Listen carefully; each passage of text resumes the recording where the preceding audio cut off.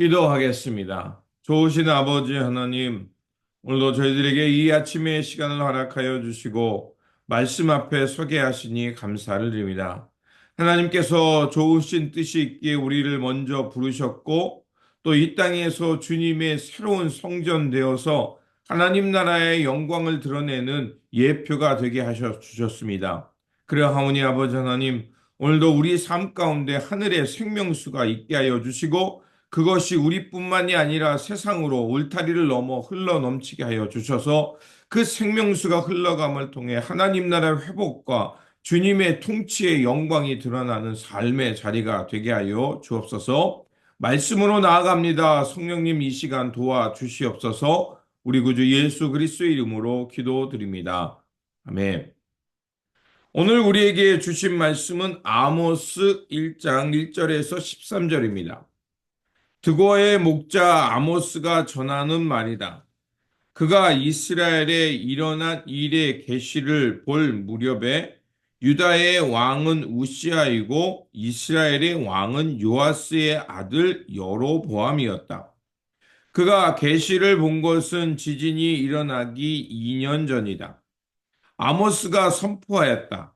주님께서 시온에서 부르짖으며 예루살렘에서 큰 소리로 외치시니 목자의 초장이 시들고 갈멜산 꼭대기가 마른다.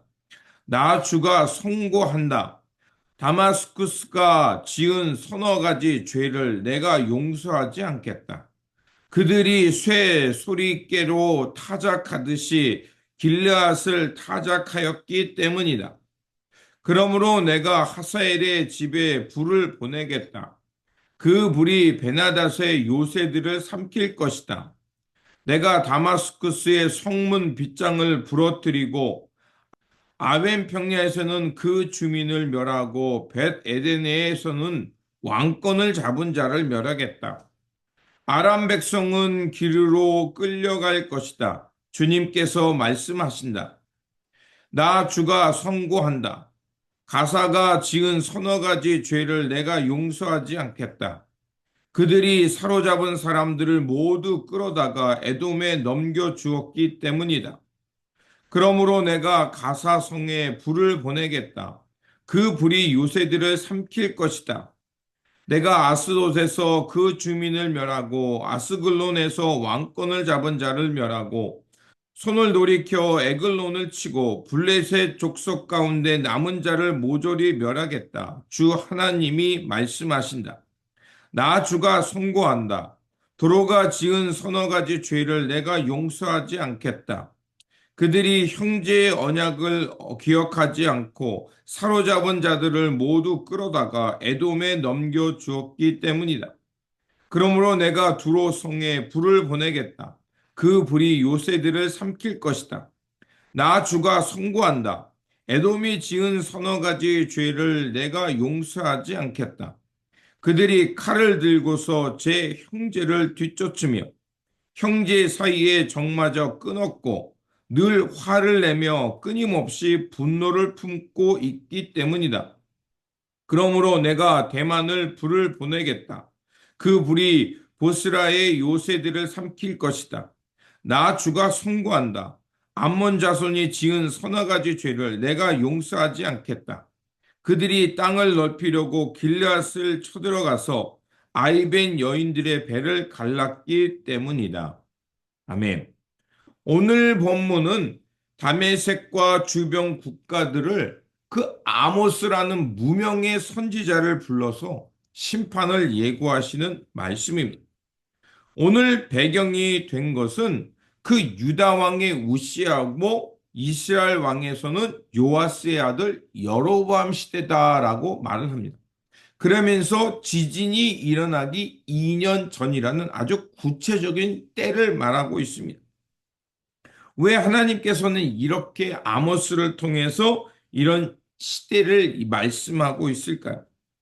그 시대는 전례 없이 남유다나 북이스라엘이나 주변 국가들의 세력이 세지 않았기 때문에 아주 큰 번영을 이루고 있었습니다.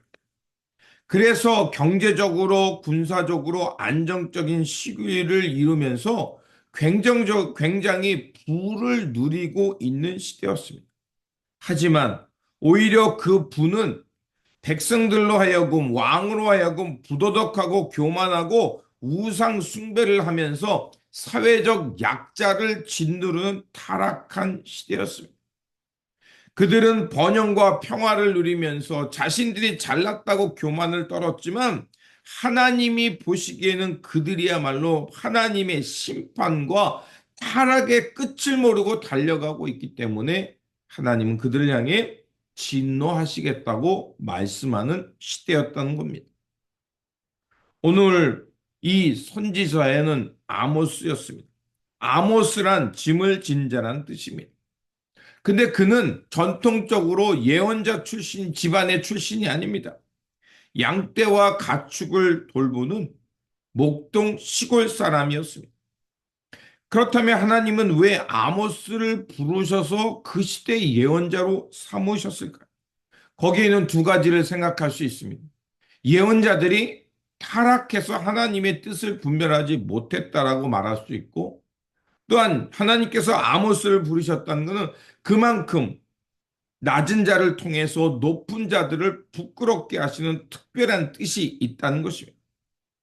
하나님께서는 특별하지도 또 평범한 아모스를 불러서 그 하나님의 메시지를 전할 만큼 그들이 얼마나 타락했는가, 또 하나님의 얼마나 다급함이 있었는가를 말하고 있는 것입니다. 오늘 우리가 읽었던 부분은 이스라엘 주변 국가들에 대한 심판의 말씀을 선포하고 있습니다. 블레셋, 에돔, 모함, 암몬, 아람, 베니게, 그 이스라엘과 북이스라엘 주변의 그 국가들이었습니다. 그런데 이 말씀 속에 반복되는 패턴이 나옵니다. 그들의 서너 가지 죄로 인해서 그들을 선포한다고 말합니다. 여기서 말하는 죄의 횟수를 말하는 것이 아니라 그들이 사는 세상 속에서 하나님과 또 사람들을 얼마나 함부로 대하고 그들을 무시했는가에 대한 하나님의 뜻이 드러나고 있는 겁니다. 하나님은 물질적인 풍요보다는 그 사람들을 먼저 생각하시고 그 땅의 공평과 정의를 먼저 생각하시는 분임을 말하고 있습니다. 그들의 타락, 불순종, 또 그들의 억압과 악한 행동, 하나님은 다 기억하고 계셨고 그들을 준엄하게 심판하시겠다는 겁니다. 그래서 하나님은 그들에게 불을 보낸다라고 말합니다. 불을 보낸다는 것은 하나님의 확고한 심판을 뜻하는 것이었습니다. 하나님께서 이런 말씀을 오늘 본문에 2년 전에, 지진이 일어나기 2년 전이라고 말하고 있습니다. 그 얘기는 무엇이겠습니까? 하나님께서 그들이 돌아올 수 있는 기회를 주고 있었다는 겁니다. 그들이 하나님의 뜻을 바르게 깨닫고 하나님께 돌아온다면 그들은 그 하나님의 진노의 심판에서 어느 정도 벗어날 수 있는 기회가 있었다는 것입니다.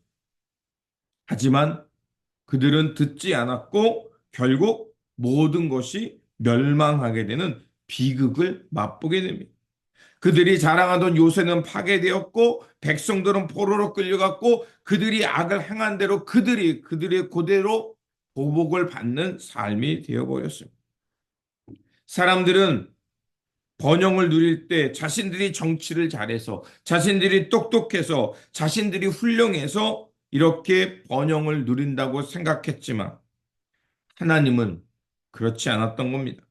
사람들은 사물과 풍요를 보았지만 아모스를 통해 드러난 것은 하나님은 사람의 마음을 꿰뚫어 보고 있었다는 것입니다. 그러므로 다시 한번 이 시대의 역사의 주권이 누구에게 있는가를 우리는 기억해야 하고 그리고 이 땅에서 하나님의 사람으로 이 땅에 하나님의 역사가 무엇인지를 드러내는 삶을 살아야 할 것입니다.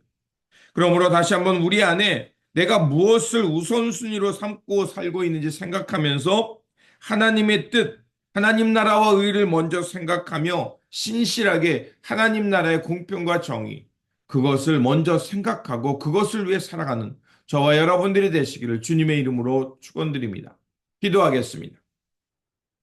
공평과 정의의 하나님, 율법의 형식과 그 말씀을 바르게 깨닫게 하여 주시고 우리의 삶을 통해 하나님의 영광과 하나님 나라의 의의가 드러나는 삶의 자리가 되게 하여 주옵소서. 사람들은 풍요와 물질을 보았지만 하나님께서는 사람들의 내면을 살피셨고 또 그 마음 가운데 하나님의 공평과 정의가 있기를 원하셨습니다. 주님, 오늘 말씀을 통해 깨달은 것처럼 우리 마음속에 먼저 하나님 나라와 의를 구하게 하여 주시고 그 말씀 붙들고 우리 삶 속에서 무엇이 우선돼야 하며 어디를 향해 살아가는지 알고 살아가는 우리의 모습이 되게 하여 주옵소서. 우리 구주 예수 그리스도의 이름으로 기도드립니다. 아멘.